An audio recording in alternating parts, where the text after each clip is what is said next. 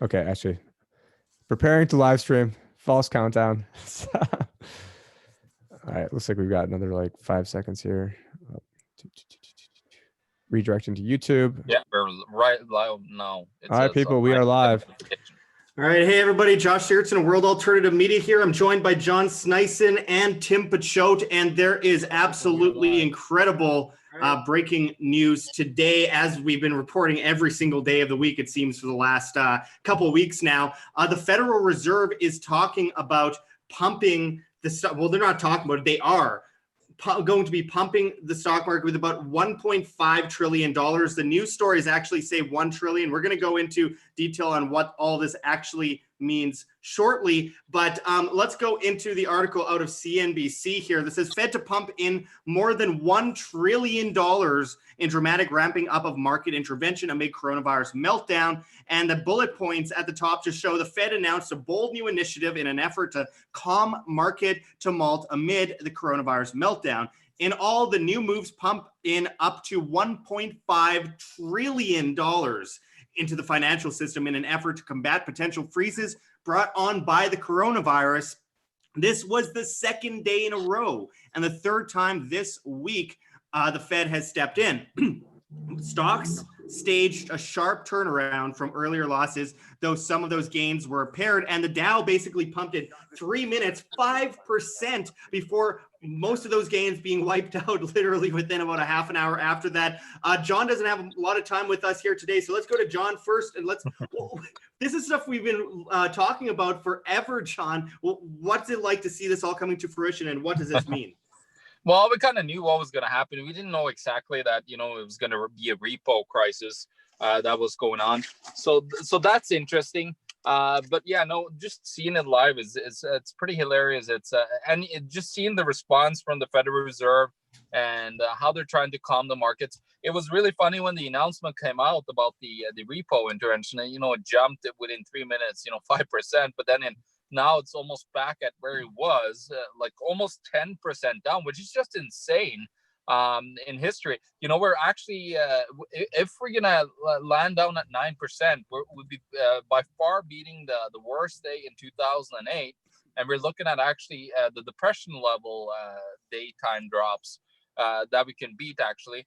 And on top of this, Josh and Tim, it's we actually had the Deutsche Bank, because the German DAX is down about 11%. Deutsche Bank literally has collapsed below the technical level that people would say that this is like basically them being in a default, which is $6 per share. So now you're seeing Deutsche Bank in big trouble, and of course the announcement of the 1.5 trillion. So what that is, it's basically they're going to do. They have done it before in January, I think it was January and December. They did 1 month term repos. So you're going to see another one now, but this term repo is going to be quite different, because the other ones, if I'm not mistaken, it was like 30-40 billion. Well, this one is going to be 500 billion. And then they're going to do, for the first time, a 3 month term repo, which they haven't done yet. So I think they're also bailing out all the other term repos that have come due right now. And so they're literally just trying to scramble and just throw everything that they got. We probably will see a rate cut very soon. Some people are saying that, we're going to see, 0% by the Fed meeting in April. Well, I think we're going to see 0% very fast. Well, John, we've been talking about the countdown to negative interest rates for about a year and a half, 2 years. We predicted that they'd prop it up as much as they could. They wouldn't be able to, and then they cut it down, and we'd end up seeing negative rates. People called us crazy years ago when we said this, but it's all coming to fruition. But with that said, with a bunch of emergency rate cuts, including the Bank of England, we're seeing that in the United States. We're seeing that all over the world right now. I wanted to ask you, how do you think this is going to overall affect something like inflation in the United States? Because I think that is a big catalyst towards what we would call the end of the dollar.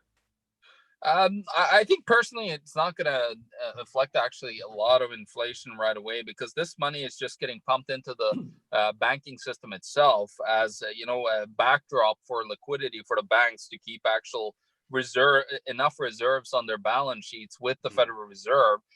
And also, what we got to understand is they actually started repos in India, in England, in Norway, in Sweden, I believe, and there's a couple other countries now as well that have started these.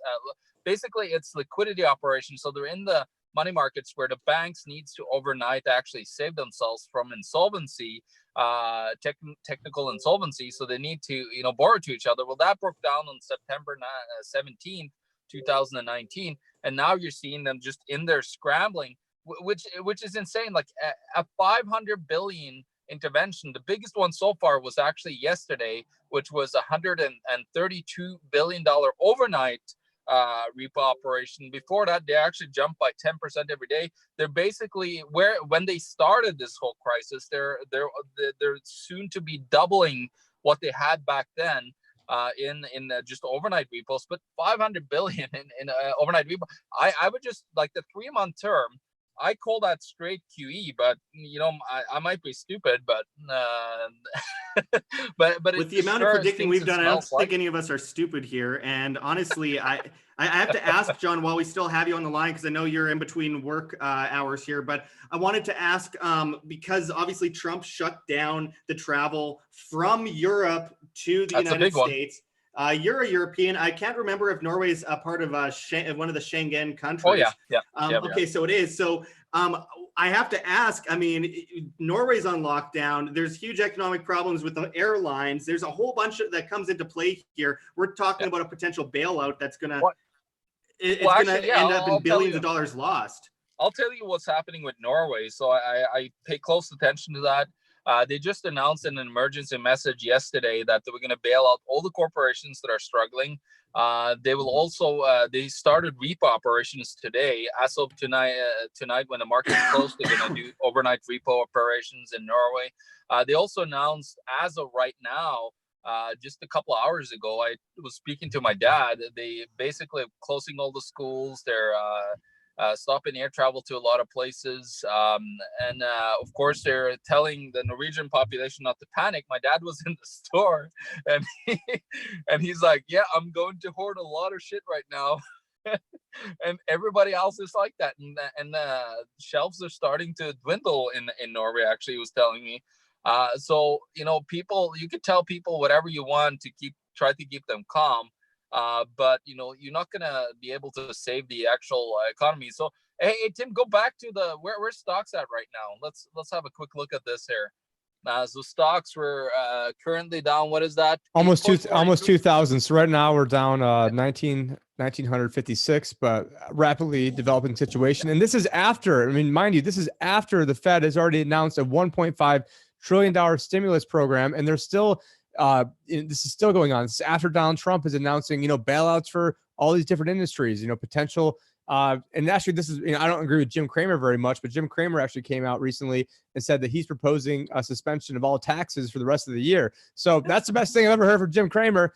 But unfortunately, he's always wrong in everything. So he should have just said we need to raise taxes on everybody. Then maybe the opposite would have happened with that. But the big thing for me is, and we'll kick it back to John, is that the Fed is blowing their wad, blowing their big bazooka on all this stuff, and the market still doesn't care. So for me, this was the big thing now eventually I thought losing control of interest rates was going to be a bigger thing to happen, which, just hold on, that's going to happen too. Because we've said time and time again, there are 3 things that the Fed is trying to save: the stock market, the dollar, and the bond market. And right now you cannot save all 3. And so by trying to save the stock market, what they've done is print all this money to lower rates. And so by lowering those rates, they are then going to destroy the dollar. So they're trying to save the stock market. That's the one thing they're messing up the most. Eventually, it's going to mess up the dollar, which will destroy the bond market. So instead of trying to save all 3, because you can really only save 2 of these, and instead they're going to F it all up, and they're going to end up saving 0 of them. And it's going to be the worst case scenario possible, and probably the best case. Anyways, we'll go back to John. Yeah, well, Tim, when you fire off a bazooka onto, a pea of a target, that target is going to just be eviscerated. So that's exactly. Where's your money gun? We need your money gun right now. Oh yeah, I forgot my money gun. Maybe we'll do something tonight. But yeah, I really love that money gun. That's really what needs right now. Is Joe Biden, if it's get elected, I know where he's going to ban AR-14s, but is he going to ban the money guns too? The automatic money guns. So actually, Biden has gotten some advice on his Corona approach, because he's pervy, type of nature, you know, he's really struggling with this whole coronavirus. So who never know? Actually, I saw that Trudeau was self-quarantining himself after being at a conference. I'm pretty sure he self-quarantines himself from his wife anyways, if you know what I mean. But John, I'm disappointed you didn't bring your money gun to work. Right? I know. You don't bring it to work? Come on. No, and you know, there's all these RC&P trucks driving by here, so you know they would think that they'll probably just jump in and, you know, throw me to the ground because I'm having some fun. That's the Royal Canadian Mounted Police for the people that. By the way, I do want to add. Looking at that Drudge Report article that you had up on the screen before, Tim. I mean, let's step back. I realize the Drudge Report is known for, you know, being somewhat of a fear-mongering headline site. But let's step back for a moment and appreciate how historic this is. We are living through an incredibly historic time right now that people will be talking about 50, 60, 100 years from now. And we need to just step back and appreciate that for a second and then focus on what we're going to do next. And by the way, speaking of things we're going to do next, cryptocurrency saw a 22% drop overnight. That's almost unprecedented, even for crypto's volatility. Tim, what did we say? Tim called that one. I got to give him credit on that. Yeah, we definitely did. Me and Tim have said that, you know, they're going to sell off first, and then you're going to see people when all things are blown over, when there's no money left. Well, whatever money is left is going to flight to safety, and that's what we're going to see now. I think we're still going to have some of these panic off and on moments with massive volatility still throughout the week and potentially into next week. But I said, you know, if we're moving into this next week, which is, you know, the coming week, and we're still in panic mode, you know, this is definitely, look at this here. This is the Fear and Greed Index, and like this is for crypto, of course, but it's the same for, of course, the stock markets right now. But we are in GFC 2.0. And we also have a Deutsche Bank, Tim. I don't know if you want to pull up the Deutsche Bank share price there, Tim, because this is epic. But you just got to take a look at this share price because it's ridiculous how much it's, you know, fallen. Yeah, here we go. So Tim is. I'm going to give Jamie from Joe Rogan a run for his money with all this pulling this up on the spot here. So. Yeah, look at this. Like, doing Tim pretty well like for a guy that doesn't do this for a living. No, this is a great technician here. You know, look at what Tim is doing here. He's our behind the scenes guy right now. It's funny because Tim has literally been doing stuff all day yesterday, all day today. He's literally jumping from one thing to another. So big props to Tim for handling this. People are calling me up and we're getting some. I mean, I only have maybe like about 10 clients from, and I'm very appreciative of those clients from Rural Alternative Media. But the people who got in early on this, they wrote it on the way up. They didn't get the downside losses. That sounds like some snake oil, far-fetched stuff, but my strategy was with the put options. I was telling people ahead of time what I'm doing, and I was letting people know it's not a fail. There are scenarios where that strategy wouldn't work. That strategy is a sideways market. I wasn't worried about a sideways market. I was worried about either losing purchasing power because of the Fed printing money and having the market skyrocket, or people finally saying, we don't care what the Fed's doing. They've been wrong the entire time. They're the ones who caused all these problems. And then the market goes down. So my strategy was poised either way.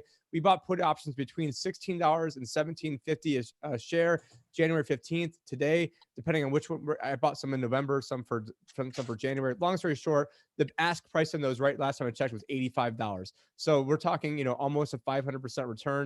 Which what it allowed us to do is that allowed to stem the flow of losses. And so right now, most clients are either down 2 year to date or positive 2, but they're up 25 last year. They didn't go down when things were going down in Q4 2018. So what more information do you need? If you have a financial advisor and you don't know, you don't know their name, you don't know their strategy, maybe they don't like Creature from Jekyll Island type stuff, they're not in this mindset. I mean, what are you waiting for? I mean, at this point, you know, literally, if we were to get 100 clients out of 138,000, that would be enough income to pour back into WHAM, so that way Josh wouldn't have to go move to Georgia. Josh wouldn't have to go to, I mean, he'd probably still go to these other places anyways. Ukraine, the Middle East, wherever I'm going. And I'm going real soon, guys, about in the next week and a half. By the way, press like on this video if you haven't already, and check those links below. And you can become a client of Tim's. Check those links, thelibertyadvisor.com. And again, his results have been incredible. Since we don't have much time left with John Sneisen, who is here on the line. John, you made it sound like he has like coronavirus or something. We don't have much time left with him. We don't have much time left in general. It's the end of the world as we know it. It really does feel like the apocalypse when you walk down the street these days, because everything's just empty. The stores are like emptying out. The supply chain is breaking down. But John, I wanted to ask you, what do you think is next? Look at this. I know Deutsche Bank is heading towards default here, it looks like. But John, what do you think is next for is there anything next for the stock market? What's going on? Well, so the stock market itself, we don't have like, actually I listened to this was a week ago recording with Jeffrey Gundlach, and I know that Tim has given some kudos to him. He's a hedge fund manager, but Gundlach was talking about the corporate debt markets, and especially the corporate energy debt that's out there. And then by talking about the corporate market, so what we got to understand, the corporate debt market is a $10 trillion market. And it's freaking massive. It's almost half of the debt that the Fed itself actually owes to anyone that they bought in that they the government of the U.S. have gotten. So the 10 trillion problem is of course, and now you have the downgrades that are coming on and on and on because they're on the verge of break here. They're triple Bs, almost all of them in corporate debt, and that triple B means that you're just above investment grade. But if you go below to double B in rating terms, you actually become junk. So in 2018, and this is like, I'm going to paint my report for a little bit here, because I actually wrote in that report exactly what I believe is coming next, and that is the corporate debt that was issued just in 2018 had 78% of it was below investment grade. So it's actually rated junk, as Wall Street calls it, and not likely to be ever paid off. So all of that debt is going to come down. But the more important part here is that me and Tim was actually covering this a couple of episodes ago on our show. We're talking about the collateralized loan obligations, which is the derivative that's just going to completely blow up the world. And it's coming. That $10 trillion in corporate debt has all this overlaying trillions upon trillions upon trillions of collateralized loan obligations. And it's about 6 times bigger right now than it was with the collateralized debt obligations back in 2008. So that's what I think now with, the interest rates are coming down on the governments, but the actual corporate debt interest is starting to move upwards quite substantially, as there's huge pressure on these corporations, as share buybacks are falling back. They can't even buy their own shares to prop up their the stock market anymore because it's such a massive sell-off. But you know what's interesting, Josh? Guess who actually are coming into the market over the last week and a half? The sheep.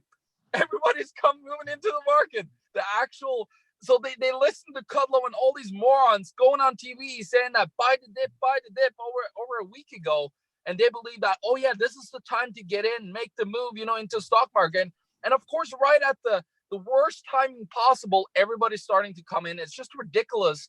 But again, the thing that really is going to blow things up is the corporate debt, but the underlying, but then all these trillions upon trillions of collateralized loan obligations. But then on top of that, you actually have an even worse one, which is actually the credit default swaps on those collateralized debt obligations. That's going to, have insurance agencies just get eviscerated again. AIG, all these insurance agencies are going to really, you're going to see that, the ramifications are just massive, Josh. And again, we did videos on that going back to like 2015, I think. And it comes to fruition as per usual. And there's a lot of fear, some of it warranted, some of it all orchestrated. And right now, the main story is that Tom Hanks has coronavirus and Sophie Trudeau might have coronavirus. But yeah, so sorry to interrupt you, Just, but the BIS, the Bank of International Settlements, and me and Tim covered this a couple of days ago, met.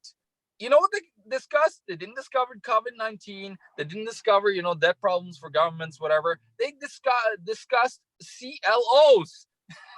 So there you go. no words warranted for my warnings, but if Actually, you do you want to know? what's I'm on their gonna website happen, right now, dude. I'm on their website right now, and I just pulled up right this second. And the very first article they have on there is the technology of central bank digital currencies.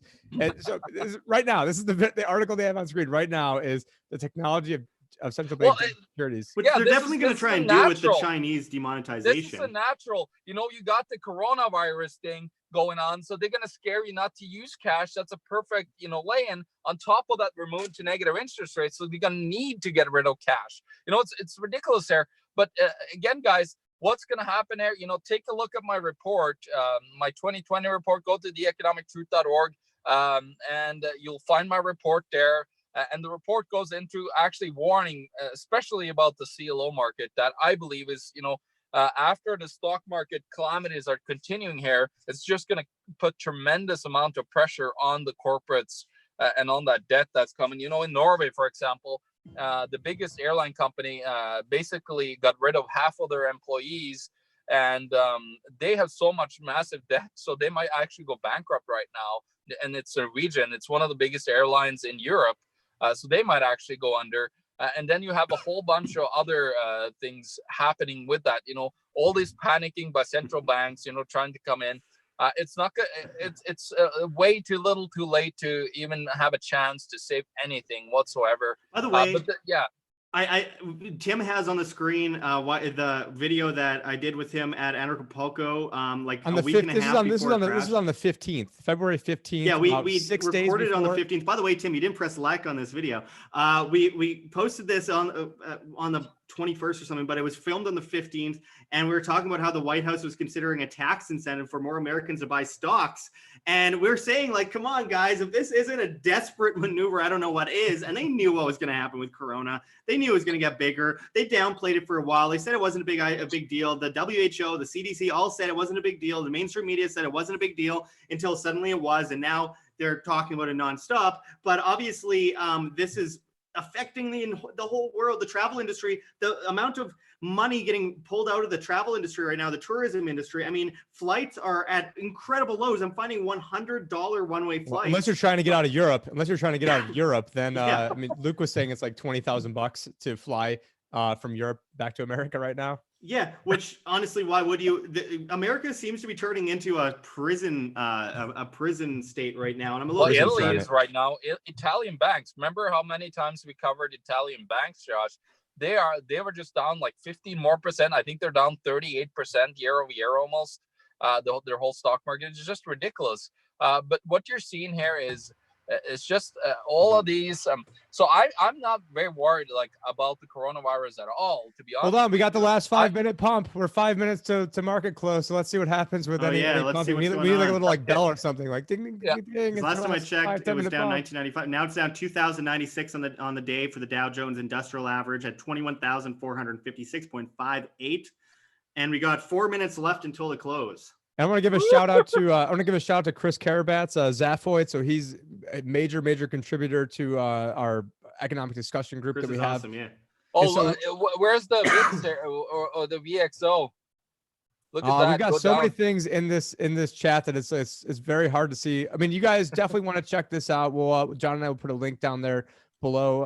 Trump shook hands and posed for pictures with a bunch of Brazilian people who now have coronavirus a couple days later. So there's that. Germaphobe. Oh, there we go. There's the WIX. The CBOE volatility index is at a 70. 70. It's 10 above actually the financial crisis peaks. Just by the way, just to let you know.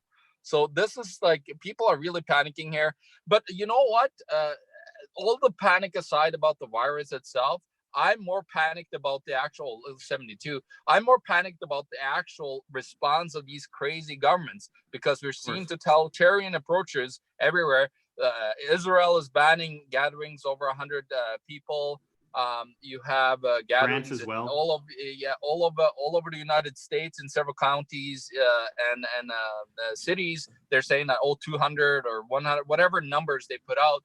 But it's, think about this corona, but you had a massive insurrection all across the world, And then suddenly the coronavirus came in and everything, now the government has the powers to just shut all the gatherings down. It was such a fantastic timing. It's just ridiculous. It's perfect. It's so beneficial to them, cui bono, as always. And I mean, look, I didn't really care when they said yesterday that they're going to shut down the NBA season, but I'm Canadian. They shut down NHL today. And I mean, they did. they shut down the NHL. No, so for me, my big sport is Formula One, and that's supposed to kick off this weekend. And then they're talking, and McLaren just pulled out. I don't get it. If there's Formula One, they're in a car. Why do they have to? Well, because they have like 1,000 people that go to the races with them. I mean, there's like 1,000 people that work for Mercedes on the cars. Well, they wouldn't shut down the Brennan circuses unless they absolutely had to. And this is a thing because, again, people keep comparing it to the flu. If 1 billion people get the flu and 1 million people die, it's not equivalent to 100,000 people getting coronavirus and 3.7% of them dying. It's a 0.1% for the flu, 3.7% for the coronavirus. It's weaponized. It's being spread on purpose. I believe that. And also, I mean, look, the fact is, it's not just affecting old people. It's affecting overweight people, which over 40% of Americans are considered overweight. It's affecting people with autoimmune diseases and asthma. Are dying at a way faster rate. What's that? Yeah, the Americans are dying at a way faster rate than other nations. Oh, yeah, absolutely. It's the Italians and the Americans. I'm an Italian American, so I'm just screwed. Double whammy. And I've been hanging around with Josh too, who's always walking around with Corona AIDS. So who knows what's going on? That's what they say. I still do kind of. Where's the markets at, guys? We got the last minute pump is not working and it's actually going down. So Chris Carabas is coming. Oh no! Oh, show me 10%. Are we 9.98%? Okay, let me go back to the Holy screen. Sorry, fuck. guys. There is a little bit of a pump, but not much of one. Is it 9.8% down? Yeah, 9.9. Trading economics, 10 down. Minus 2,400, 2433. This is insane. Hold on. Oh my gosh, guys, this is historical. You're turning into Max Kaiser over there. Levels. This is nuts. Well, this is history. This is what I've been trying to explain to people. This is history in the making, and people aren't taking it seriously. It's not about the fear mongering. Look, there's a lot of fear and there's a lot of reason for fear, but it's more about the solutions. And we've been telling people for years to be prepared. And while the coronavirus probably won't affect you if you are under 60, it's still a big issue. It still has an effect. It's barely elapsed yet, and it's obviously being weaponized. And just because it's being used to panic and bring in more government doesn't mean that there aren't severe problems that can arise from getting it. But this is absolutely astonishing to have not just the stock market crash, but a pandemic at the same time. It's like I feel like one of those auction guys. Show me 2,600, 2,600. Did I hear 27? 27. So it's like I feel like one of these auctioneer dudes. Okay, I mean, we might break 21,000 right now. We got one more day on the week. By the way, trade halted again this morning for a moment. Oh, yeah, I predicted that last night. I said we're going to see a circuit breaker, and it happened. It's like the 1930s. Guys, right now, this is the 4th worst daily stock crash in world's history. We're beating, we're beating 1929, 1899, 1932, 1907, 1987, and 2008. 2008, the worst crash ever in 2008 was 7.87%. So, oh my goodness, like this is just it's setting goosebumps down my spine because I know what's coming. Because you've been studying this for years. Yeah, you've been studying this for years. This is at the point of almost no return. I mean, we're going to see, like Tim has mentioned before, one day we'll see 100,000 DOW, but it's going to be a long time from now. The fact of the matter is, in this moment, when the Fed is trying to, as this video is titled, it's now $1.5 trillion that the Fed is going to pump into the stock market. This is massive, especially for money printing and how it's going to affect the average person outside of just the stock market. Especially the response of the stock market is to just go up and then drop even further than it was before they announced it. I wish people listen to us, and I wish people listen to Tim, because Tim has gotten huge results out of this. So right now I'm showing I do have a YouTube page. We've got 300 people watching right now. I only have less than 600 people on it right now, which most of it came in the past month. So I used to put out videos on Facebook and then I just like dumped a bunch of them on YouTube at once. So I have this video right here, episode 12, the Trump effect and why good news is bad news. It was a 40-minute talk that I gave at the Arizona Breakfast Club, March of 2017. It was made January of 2017. And this video, what I lay out in this video is that what is going to happen is that you're going to see the stock market go up. And then when the stock market goes up, then the Fed is going to lose all excuses not to raise rates anymore. Then when they raise rates, then that's going to pop the bond bubble, which is then going to pop the stock market bubble. So then what we saw was in October of 2018, Jerome Powell said we're on autopilot. I said he was full of crap on a video the day before, which is the first time I ever put out in video what my strategy was. So you guys can go back, cross-reference that one. That video is somewhere in here too. So in that one, what the genesis of that was, listen, the Fed's going to have to renege on every single thing that they said they're going to do, which is what they did. So at the time, they went from printing $50 billion a month to now we just launched a $1.5 trillion of printing right now in one freaking day. So they go from, oh, we're going to have the balance sheet go from $4 trillion down to zero. And instead, it's going to be this is new skyrocketing record higher. highs for the balance sheet, Tim. Right now, the balance sheet, as of next week, potentially the balance sheet would be ridiculously high. You're going to see spike way above the actual old records of 4.4 or 4.5. Let's see, where are we at with the Dow? Where did it end up, guys? 9.98% was a finish. Oh, actually, it still kept number 4th ever greatest crash in world history on the Dow Jones. And according to CCN, it's the most the Dow has crashed than in 33 years. Tim, I sent you. That's as of 30 minutes ago. So things have changed in 30 years. minutes. No, it's actually the worst that it's crashed in. Yeah, so it is. So it'd be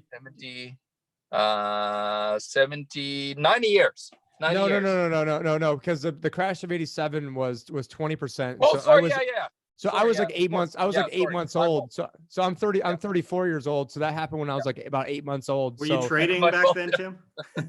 Yeah. Bye. Yeah. Black Monday. You guys should see that documentary. By the way, it's great. By the way, a big shout out to Jody who sent £1.99. Thank you so much, Jody. I really appreciate the super chats. Makes a big difference. And they said, ha ha. And I agree, because what else can you do at this point? It's sad. It's terrible for a lot of people and for a lot of reasons, but it makes you almost have the reflex of just laughing because it's so absolutely insane. We talk about bloodbaths. This makes the last couple of weeks and all the bloodbaths we've been talking about not look that big. This is massive, almost 10%. We're 0.02% away from a 10% decline. Yeah, what is important here? We're actually beating the Great Depression moves. This is very important because we're beating those moves that are just coming, and they're coming. I've got the best moves. I've got the most beautiful moves in the world. I got the biggest stock market crash ever. We've got the most beautiful coronavirus test kits. Everyone wants one. Everyone will get one. No worries. By the way, the CDC's test kits are absolutely terrible for testing the coronavirus, and they've got a monopoly on it and aren't allowing other people to test. You're fake news, Josh. They're beautiful. Yeah, they just test you for herpes instead. That's what they do instead of coronavirus. Well, what did they find you, John? Anyway, so this is pretty crazy though, guys. I mean, we got a lot of people commenting. Insane.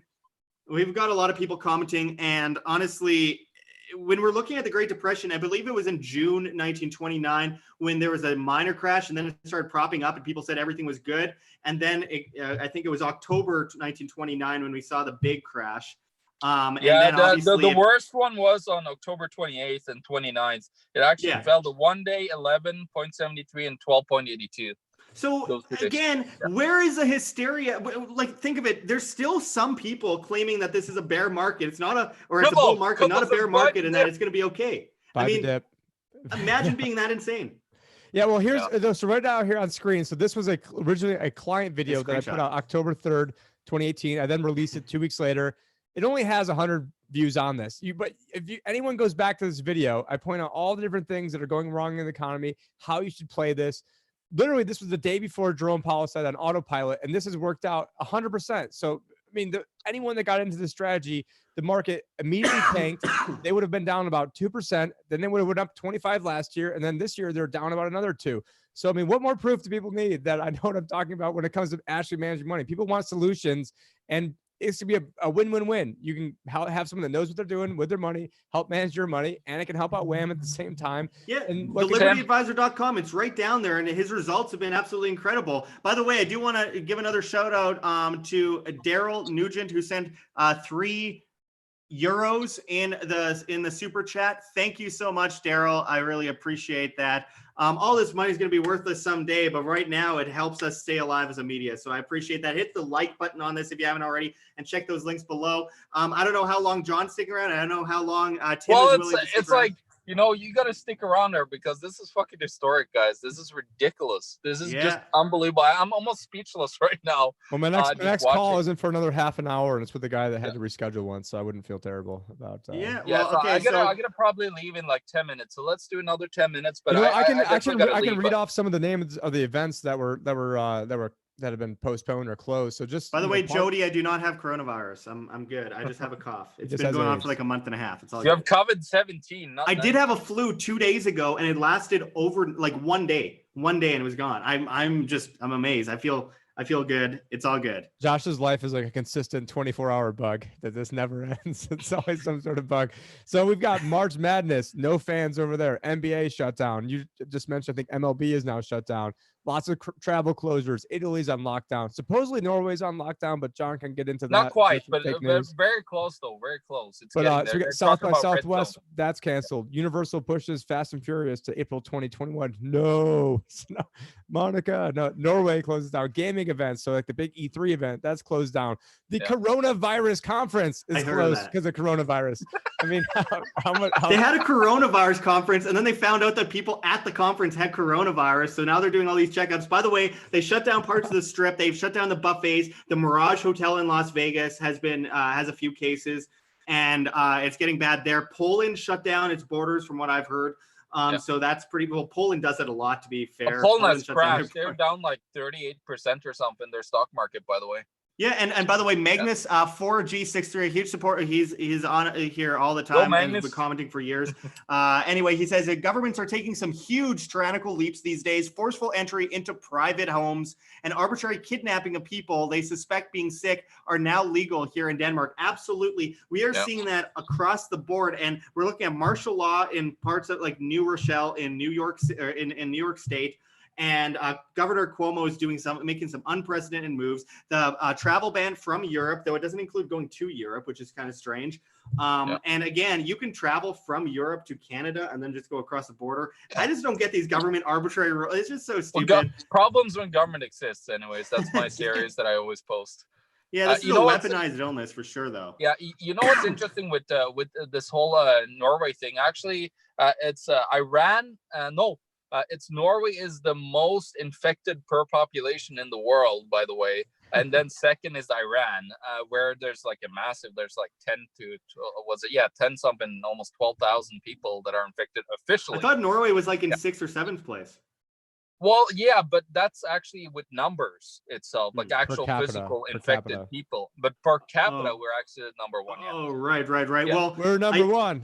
I do want to ask you guys, because this is kind of interesting, because we've been talking about censorship for a long time. How is this going to affect YouTube, the big tech companies? We're talking Facebook, YouTube, all these other, the FANG stocks, which have been, I mean, Amazon isn't doing terrible right now because people are ordering tons of toilet paper that they don't need.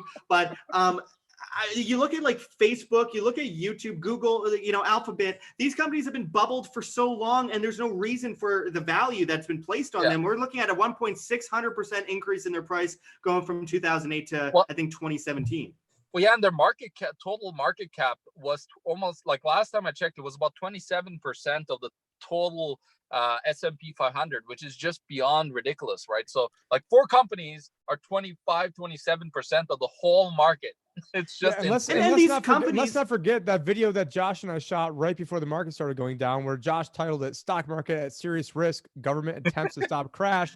Oops. The main thing that they were talking about in there was that they wanted to incentivize people to buy stocks further than the incentivizations they already have. And so literally at the very, very top, Trump's like, got a great plan. You guys can make lots of money. Just invest at the very, very top. Look at those 9 dislikes on that video, by the way.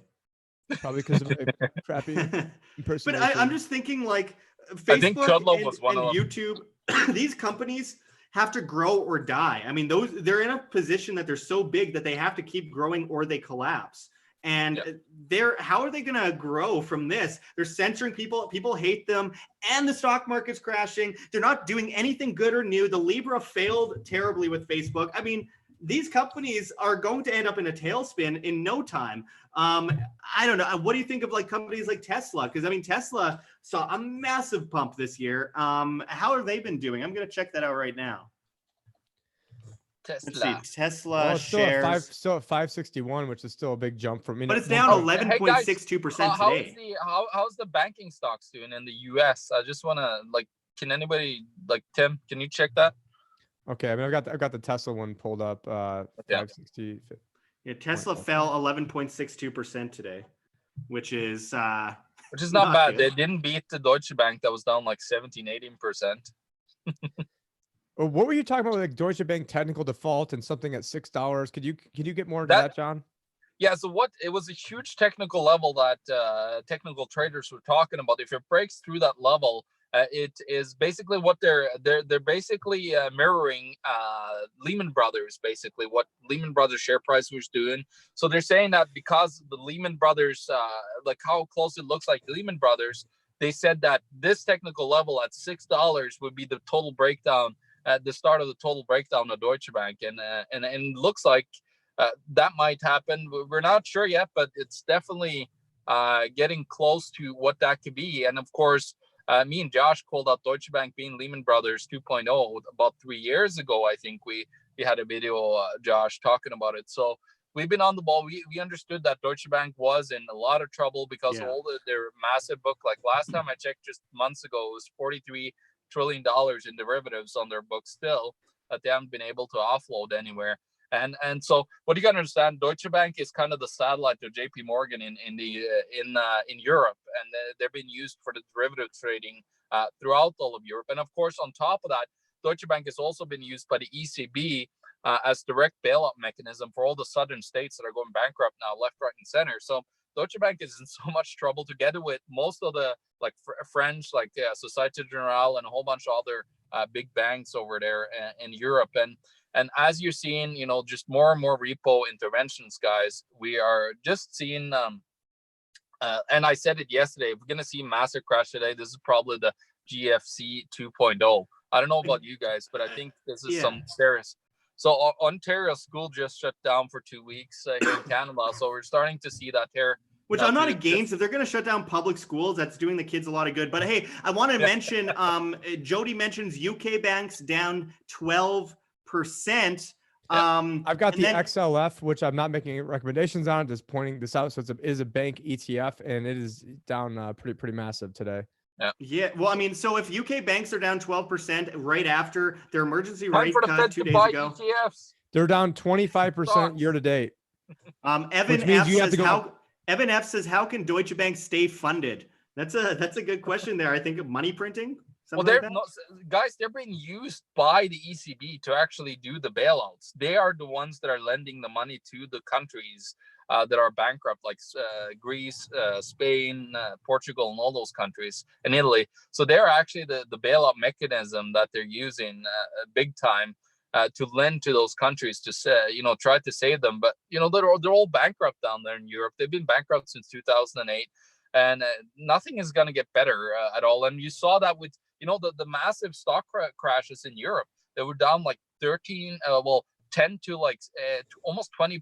Some of the stock exchanges in Europe. It was just ridiculous of a bloodbath today. Well, I want to give a big shout out to Crypto. Omar Bam has joined us in the chat. Really good to see him. Has a great channel. If you haven't checked it out already, Press for Truth is joining us. Dan Dix, good to see you, Dan. I want to just recap quickly. We just saw a 9.98% drop in the Dow today. This is absolutely historic. People don't seem to get the magnitude of this. This is seriously one of the biggest one-day crashes we've seen in history. And what is the official number? 2 weeks ago, we're saying, Trading Economics we're has seeing it a crash, at 10.4. but everything's going to be okay. Hey, we got it at 10.43 from Trading Economics, down 2,457 points. Hopefully that's not some fake news. Let's see. Wait, was that the Dow? Yeah. Yeah. Okay, so that's different from every other site. Let me see here. It's weird. And it's now I'm getting, it was down. Oh, how fitting is this? Right now I'm on Yahoo Finance. I'm getting down 9.99%. So I just saw fitting? that too. It just updated. How it's been closed for 17 minutes and they're updating how far it fell. What's going on? Let me go to some different. And look at Russell. Look at Russell 2000 as well, getting whacked.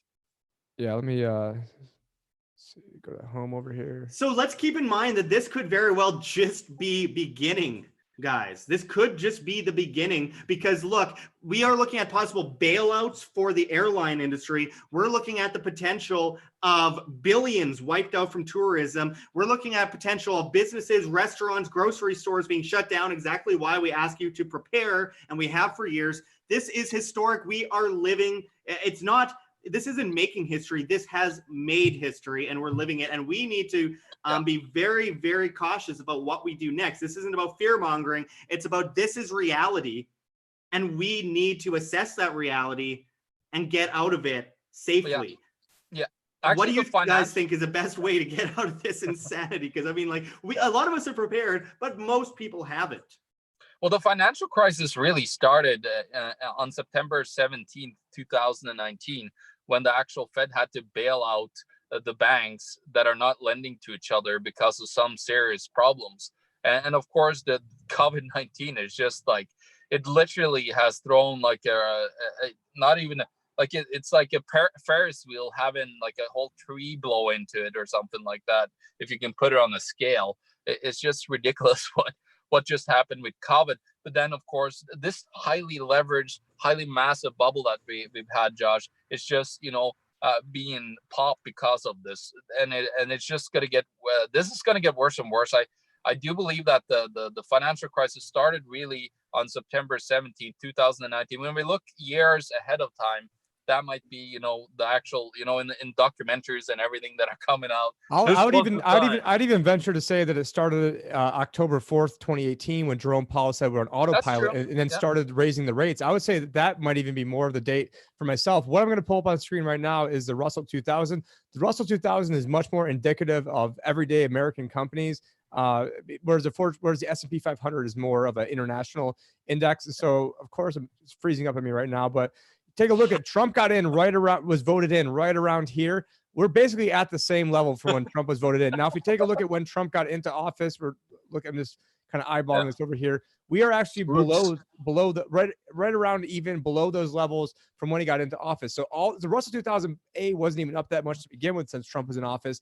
And so all he did is he provided a bunch of cheap money. That cheap money went to companies that then used it to buy back their own stock. And then just like I talked about on stage at Anarcho, that then when all this stuff starts kicking off, then the companies aren't going to have the money to buy stocks. And then they're not even going to have the cash lifelines to buy stock. And let's point out another major issue that is going on.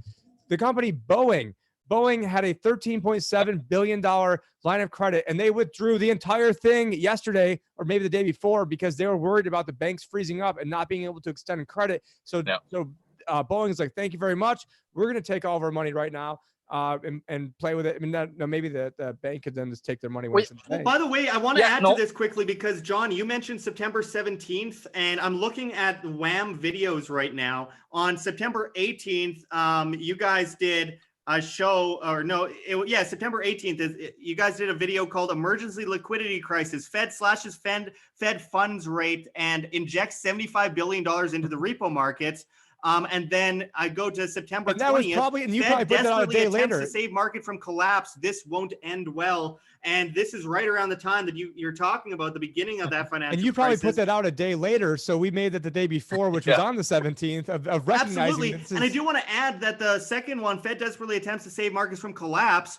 That one has 22 dislikes on it out of the 16,000 views. We used to get more views here at WHAM.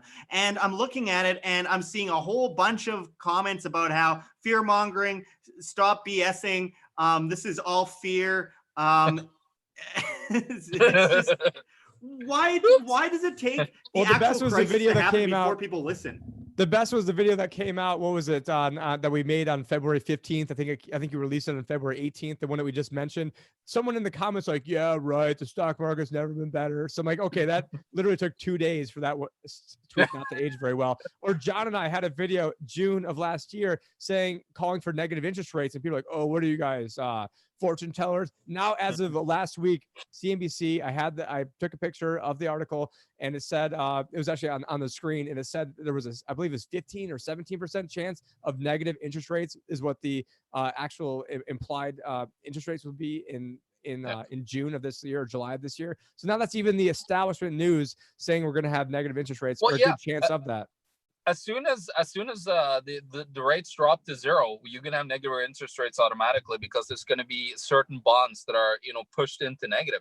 So we already have basically negative rates, because the real inflation rate is probably 5. They're paying out 1. You're losing 4. So in real terms, we are actually negative right now in terms of purchasing power. It's just not outright real. No, exactly. Dan Dix wrote in the chat, Josh, if Josh is going to get the audience sick if he gets any closer to the camera. The flu's done. I'm good. But thanks for your concern, Dan. I want to get a few comments out of this, and remember to press like on this video, send super chats, all that helps a lot, and share this video. This is absolutely history. The Fed is pumping the stock market with $1.5 trillion. That news is announced, and still the Dow crashes like a rock after the emergency interest rate cut. Also in the UK 2 days ago, the Bank of England did an emergency cut themselves, which was quite dramatic, and it hasn't helped them. The Canadian stock market is plunging. The Canadian dollar versus the US dollar is plunging. It's not looking very good, Josh, especially with oil. What did Canada end up today for our Canadian viewers? Tim, take a look at the stocks again. I got it. TSX. Let's see. Well, in the meantime, I'll go to a Zero Hedge article right now that shows Black Thursday. One giant margin call drags Dow down 10%.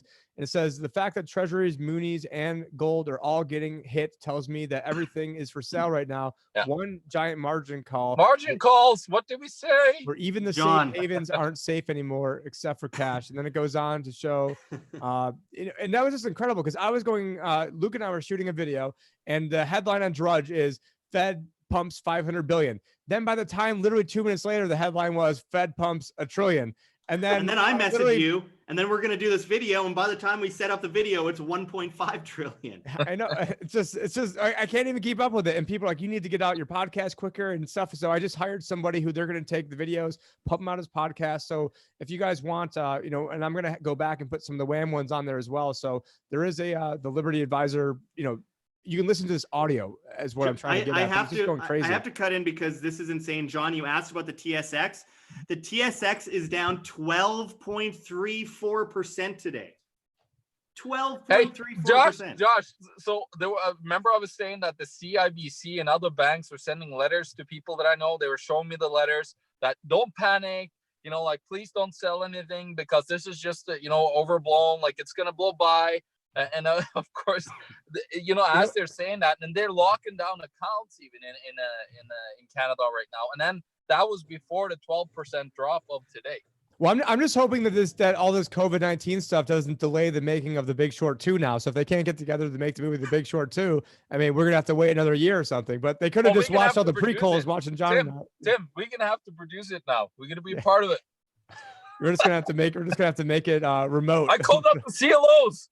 Crypto is down, as one person mentions.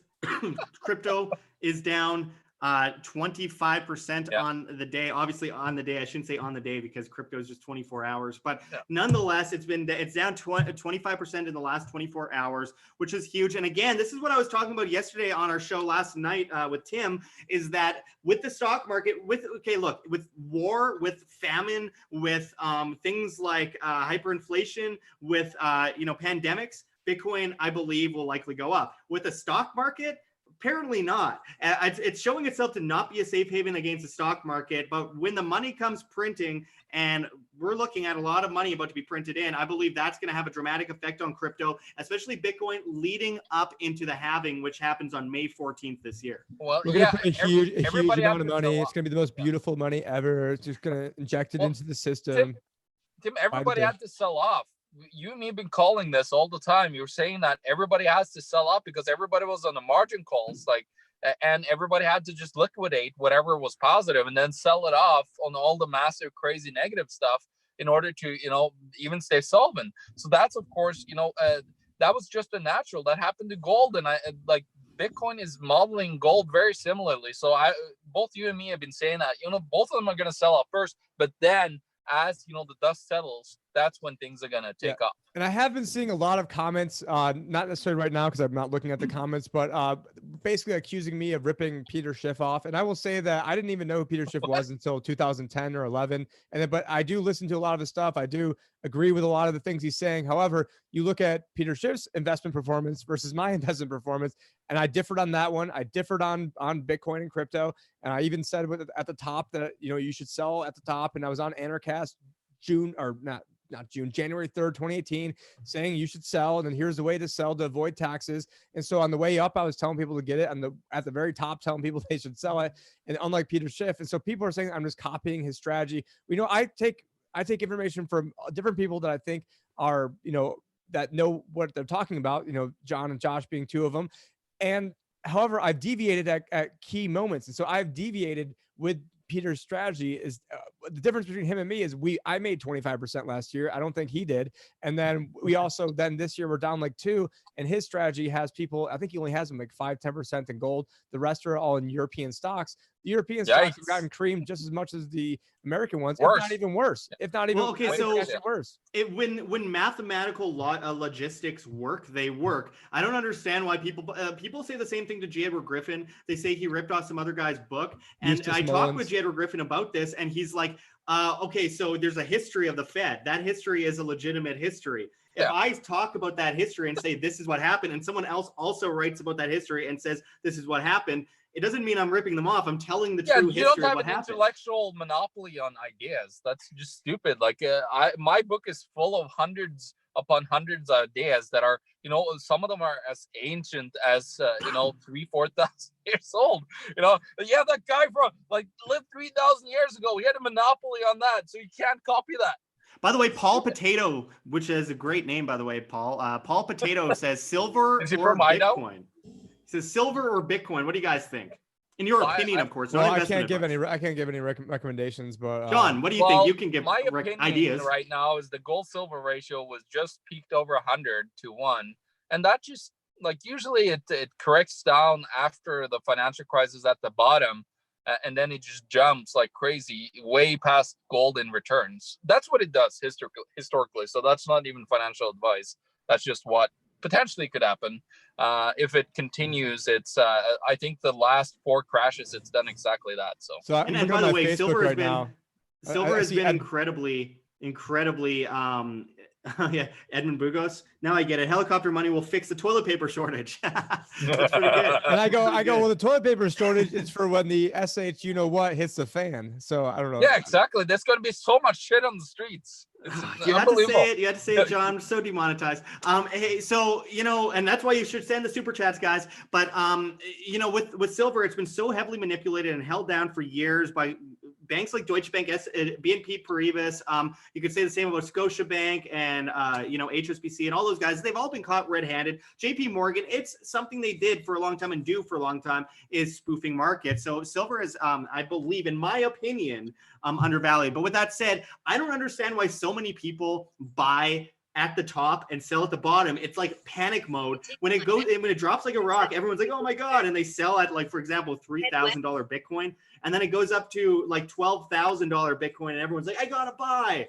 And then it goes to 13.8, and then the big whales sell off and it goes down to 9 and now to 6. That's like the story of my life, is that when I tried telling people when Bitcoin was at 3,200, when I started doing the crypto IRAs, that, hey, now is the time that nobody wants to get in, which is the best time possible. It's like crickets, like a couple of people drip in.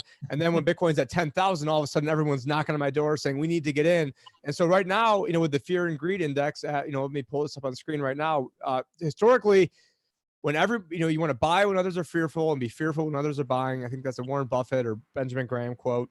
And so right now it's at a 14 for crypto on the fear and greed index, and pretty much every time it's been at that level, it's been a pretty good move. A few months later. So again, not financial advice.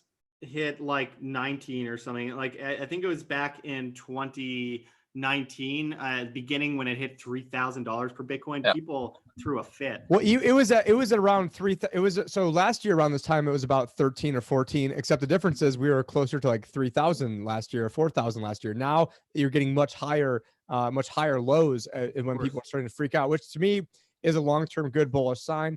Now you don't want to have too much money. Basically, you want to be in places that people are scared to be in, which you really wanted to be in was my strategy a year and a half ago. And then I don't have to make any trades right now. There's no trades that I need to make right now. I don't need to, oh my God, I need to be here doing this to avert that, because I already panicked a year and a half ago, which means I don't need to panic now, which is why I'm sitting with my legs folded, crossed up over here. Not, well, yeah, you don't want to get into the thing that everyone's glassy-eyed with speculation on. You want to get into the thing that everyone is scared to get into because they're dumping. I mean, people want to buy fire insurance. People want to buy fire insurance when their house is on fire. And guess what? It costs a lot of money to buy fire insurance when your house is already on fire. And by the way, big shout out to Rainy Steps, another awesome viewer who watches us a lot and helps us out a lot, who sent $2.79 Canadian in the super chat and says hello with nerdy glasses and thumbs up. Hello to you with nerdy glasses and thumbs up as well. I can't wait for someone to bring that out. And I've got only about another 5 minutes because I got to prep for my next call. But, right. So hit those like buttons. So yeah. Just to recap, guys, this is one of the most historic days in the history of the stock market. It is absolutely insane what we have seen today, and that's what you said 2 days ago too. No, I know, and it's getting worse. It's getting crazier. Last time it was down 2,000 points. It's like, when will people react? I bet tomorrow we're gonna see an 8% gain or 6% gain or something, and then we're gonna see another crazy. Well, actually, it's Friday, so it might actually go further. This is the scary thing. And it'll be pumped on Monday again, and the usual, but then it'll fall again. Friday, like right before the close, about 1 hour before the close. I'm telling you, just watch. You're gonna have the PPT coming in and pushing up the markets. Plunge so protection it's not in team. the negative.